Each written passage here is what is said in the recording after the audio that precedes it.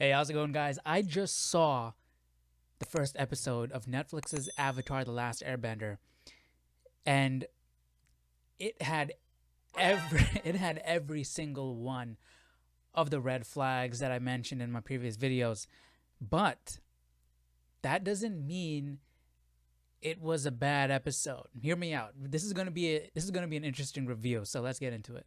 So the episode started out with a Fire Nation attack on the Earth Kingdom as a diversion because their real target was the Southern Air Temple because they wanted to wipe out the Avatar before anything could happen, right? So they showed Sozin, the Fire Lord, and this is where you could tell they were going for that Game of Thrones audience. It was a bit more dark. The kills were actually kind of insane. There was this one kill where they were at the air temple, and this lady had a sort of created a tornado around her, and Sozin literally just blasted fire at her and engulfed the tornado and burnt her to not even to a crisp, literally burnt her to ash. Like there was just nothing nothing left. And yes, Sozin's comment did play a part, but as we know from the showrunner, it's not going to be that it's not going to create a time sensitive issue, right? It's not going to have that time factor throughout the rest of the season. But we'll see how that plays out. But let me back up for a sec because we got to see Aang amongst his people. They really focused on the fact that he was a master of airbending, which I like because he has the tattoo, so he's a master. He's better than everybody else his age, and he was kind of flying, which changes the lore. I mean, it's not particularly flying because, as you know, there's only one Earthbender who could fly because he relinquished all attachments, so he didn't have any attachments, so he could fly. Which is why in Korra, that one guy, I forgot the dude's name, which is why he could fly. But what is the point of that anymore? Because Aang can essentially fly. Yeah, it's probably not as efficient as using the glider, but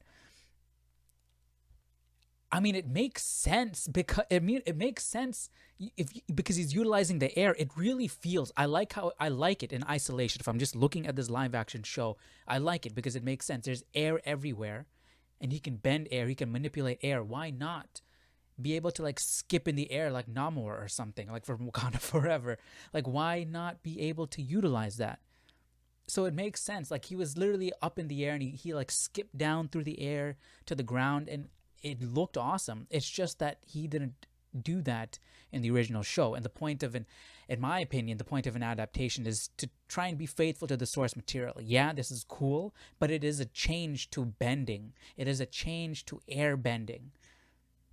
That wasn't even on my list for red flags. So not only did all the red flags that I mentioned end up in this episode, but we got more. There were more changes that they made. But we'll get to it. So Aang has made known that he is the Avatar, and he doesn't take to it very well, just like he did in the cartoon. And I really like the relationship between Gyatso and Aang.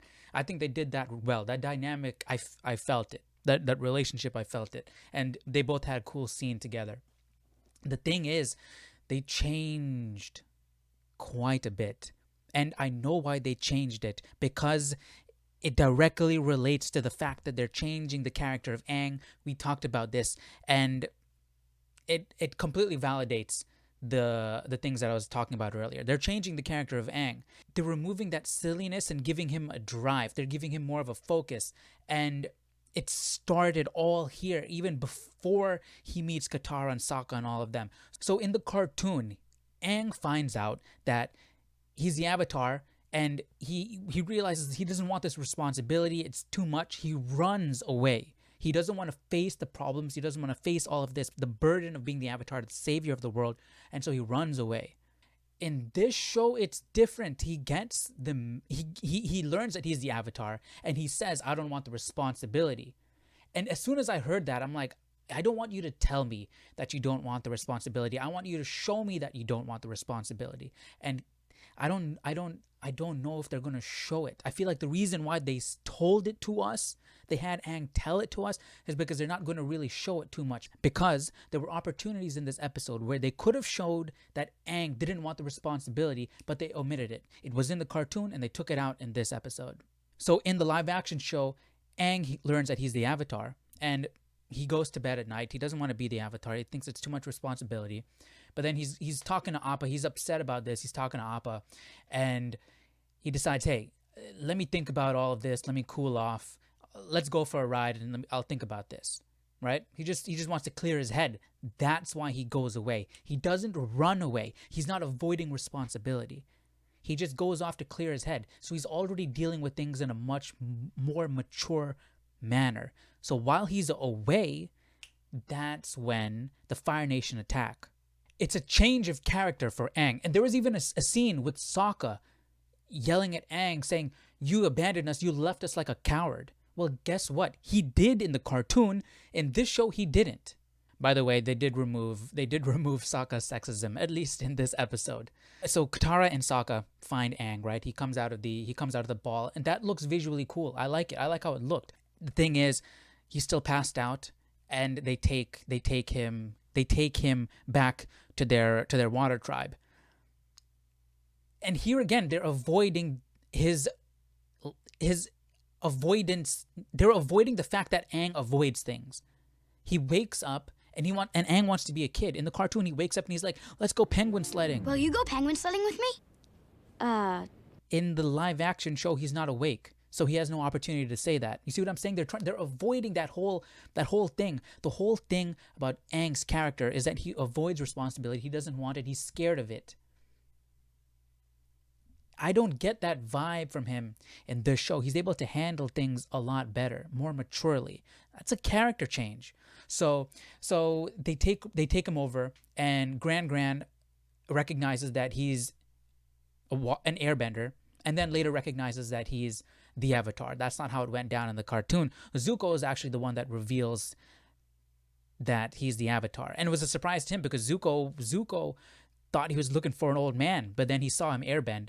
And there's only one airbender left, so he deduced that Aang was the Avatar. And it was a surprise to Zuko. It was a surprise to the entire Southern Water Tribe. But talking about Zuko, I'm actually fine with Zuko. I think I can warm up to Zuko, the actor playing Zuko. Iroh, on the other hand, I feel like that accent. I'm really missing that accent. I'm not feeling the Iroh vibes yet. But let's go back to Aang. I mean, the episode is titled Aang, so it's fair that we give him most of the attention in this review. So you already started off with the fact that Aang is more mature. He's not really avoiding responsibility. He's able to handle things, tough situations, a lot better. And because he's not really avoiding responsibility and he's not being as childlike as he was in the cartoon, he didn't immediately say, hey, let's go penguin sledding. I want to be like a kid. He wasn't being all goofy and silly. As a result, they had to do something different with how Zuko entered the village, because in the cartoon, the reason why Zuko comes is because Aang and Katara go penguin sledding. They stumble upon this Fire Nation ship, which Katara said, hey, we're not supposed to enter in there. It's dangerous. And Aang, being the goofy, curious kid, he's like, hey, come on, let's go. Let's check it out. So they go, and he sets off a booby trap and signals the Fire Nation, which is why Zuko comes. That's not how it happened in this show. The Fire Nation ship is literally right outside the Water Tribe, and Katara goes there to practice waterbending. So the reason why Zuko came is because he saw the beam, which he did see in the cartoon show. And the other thing is, he had a bunch of different Avatar dolls which lit up when Aang went into the Avatar state. That's kind of weird. That's a new addition.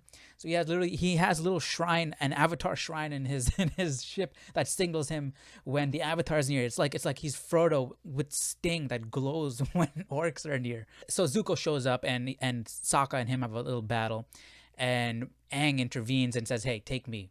That's pretty much how it played out. But the thing is, Aang doesn't feel that responsibility. Aang doesn't feel nearly as much. There's not as much emotion going on as it was in the cartoon, because first off, Katara and Aang went sledding, so they built up a relationship there. They went through that adventure of setting off the alarm, right? Aang feels bad. And also, Sokka thought Aang signaled the Fire Nation on purpose by setting off the flare, and so he kicked Aang out of the village, and then he comes back in to save the day. So there was almost this whole schism amongst the water tribe, siding with Aang or siding with Sokka and the rest of the water tribe. And that really, again, alienated Aang. It gave him it created that sense of isolation, like I said. And it brought Aang and Katara together. You don't get as much of that emotion in this show because Aang doesn't get kicked out. You don't feel that isolation. They highlighted that isolation in the cartoon, that Aang is the last airbender. He's from a different time. And you felt that isolation more because he was literally sent away. But he still comes back because he's good at heart and he knows it's his responsibility. He knows the reason why Zuko is there is because of him. Yes, Zuko is there because of him in the live action, but it's not as intense of a situation as it was in the cartoon. So Aang gets taken and Katara and Sokka go after him, obviously. They take Appa. That's the other thing. They didn't do the joke with where Appa couldn't fly, and the whole interaction between Sokka and Aang, Sokka not believing that this giant thing can fly and all that stuff. That was funny in the cartoon. That's the thing. They cut out so much of this. They cut out so much stuff, and they didn't need to. Like, I feel like they should have done the penguin sledding because that built a relationship between Katara and Aang. They should have, like, in the cartoon, I felt like Katara needed Aang. She wanted to leave the water tribe because that Aang was that connection to the outside world. This was her one chance to be a waterbender. I felt that way more in the cartoon than I did here. And taking out little scenes and situations and conversations, yeah, it may not push the plot forward significantly, but it's what you need to build character. And I feel like that was worth it more so for setting up the characters than expanding upon the attack. Like, why did I need to see the attack on the fire and on the Earth Kingdom as a diversion for the attack on the Air King the Air Nomad? The Air Nomads. Why did I need to see that? Why did I need to see so much time spent on the Fire Nation attack on the Air Temple? Why? I know why. Because they want to. Because they're going for the Game of Thrones audience. They're trying to create all these different nations, and you're spending time in the different nations and all that stuff. And fire is more brutal, so it's a little bit darker. You want that more mature audience. I mean, that's what they're going for. They're going for that more mature audience. So that's another thing, man. I feel like they don't need to attract a Game of Thrones audience, especially if you're going to sacrifice goofiness. If you're going to sacrifice Aang's goofiness to attract a mature Game of Thrones audience, I feel like that's the wrong choice. So Aang gets taken by the Fire Nation, and Sokka and Katara end up going after him. Aang, does this whole thing, and he escapes. He flies off and gets blasted by Zuko, and he's falling from the sky. So I'm like, okay, we're going to get the whole Avatar thing, the whole Avatar state scene. We don't get it. So this is the other change that they're making, right? They're making changes to the Avatar state. They're making changes to the rules of the Avatar state, which isn't 100% clear as of yet. But they did say he's not going to be entering the Avatar state as much as he did in the cartoon, and we saw that he didn't enter the Avatar state here. But the other thing is, you just established the fact that Aang can literally air skip. He can bounce in the air, literally fly around. We saw that multiple times throughout the episode. He's looking for Appa, literally like bouncing around in the air. And now he's falling from the sky. I like the fact that they made him bounce around in the air. I don't like it because it's breaking the rules of airbending that was established by the cartoon. But if I look at this show in isolation, I like it because it's cool, it makes sense. He's in the air, he can bend air. Like, this is his domain up here. He should be able to manipulate all this stuff up here, right? So that's cool. But he's falling through the air. I mean, there's air all around him. Why? Why is he falling? Yeah, that's the question. Why is he falling? You established the fact that he literally can't fall. He can stand on air. Why is he falling? By the next scene, I was like, oh shoot, we're already at the air temple. Like, time flew. That's the thing, dude. It feels like they're rushing a bit. And and if you're rushing and if you're taking out things, why expand upon scenes then? I thought it was a cool idea to expand upon scenes to add things, but I figured, hey, maybe it's because you have more time. But It seems like they're rushing and they're taking out stuff. So anyways, so they're at the air temple, right? And Aang sees Gyatso, and and he gets all emotional and he enters into the avatar state. The avatar state looks awesome, dude. He looks so he looks so powerful, man. He's just walking, and the posture, him raising up, the glow looks so good. It looks awesome. The air spinning around, the whole dome of the structure is breaking apart, and it looks real good, man. It looks real good. The thing is, I didn't feel the emotional I didn't feel the emotions through Katara as much as I felt it in the cartoon, because they didn't spend enough time together like they did in the cartoon. Okay? Because as I said, in the cartoon, Aang was Katara's out. Right? That was her ticket to waterbending. That Aang is Katara's ticket to waterbending. And that is the case in the live action show, but I didn't feel it as much as I did in the cartoon. I didn't feel it as much. And also, I didn't feel the emotional connection between the two characters. I don't feel that connection between the two yet. So when Aang comes down and he's all weak after being in the avatar state, Katara runs over and holds him. I just didn't feel the emotion as much as I felt it in the cartoon. And I think a lot of that had to do with the fact that Katara in the cartoon was more defensive over Aang, because, Sokka sent him out, kicked him out, and Katara had to defend him because Aang was her ticket to waterbending. And she was the one with him when they went penguin sledding and when they set off the booby trap on the Fire Nation ship. So she spent more time with him. She understands him, and he's very childlike. And I got more almost motherly, protective, caring vibes from Katara in the cartoon from the very first moment that they meet at the iceberg.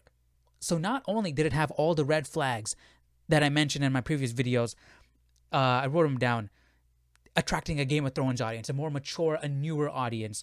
The fact that they've changed the character of Aang, they changed the way he thinks, they're changing his motivation, removing Sokka's sexism. I mean, they might have it later on in the show, but I mean, Katara's voice actor said they took it out, and it wasn't in this episode.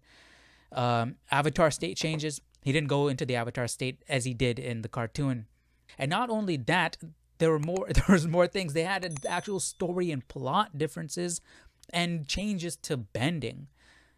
Now, does that mean this episode was bad? I don't think so. I don't think it was bad. I still think I'm gonna rate this entire season a 7 out of 10 by the end of it. Visually, this show is great. Like I said, the costumes look great, the sets look great. Yeah, the CG could be better. The CG for the fire could be better. The CG for the water could be better. But looks wise, and I think that's why, looking at the trailers, I'm like, yo, this looks like it's Avatar: The Last Airbender brought to life. That's what I said in my reaction to the final trailer. Because visually, it does look like that. But watching the first episode, you're seeing how many changes there are.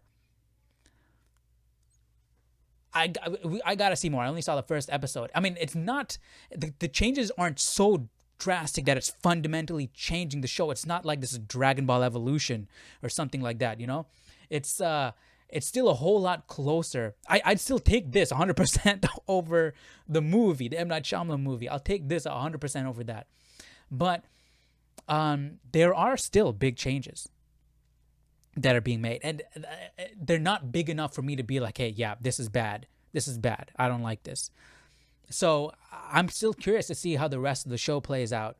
Let me know your thoughts down below in the comment section. What did you guys think about Avatar? Well, how many episodes have you watched so far? I've only watched the first one. And let me know, how do you want these reviews? Should I just do an entire series review when I finish watching an entire season review when I finish watching season 1, or do a review for each episode, or maybe break it up into chunks? Let me know. Let me hear your thoughts. And what did you think about the episode? Let me know down below in the comment section. And I'll see you all in the next video. Take care.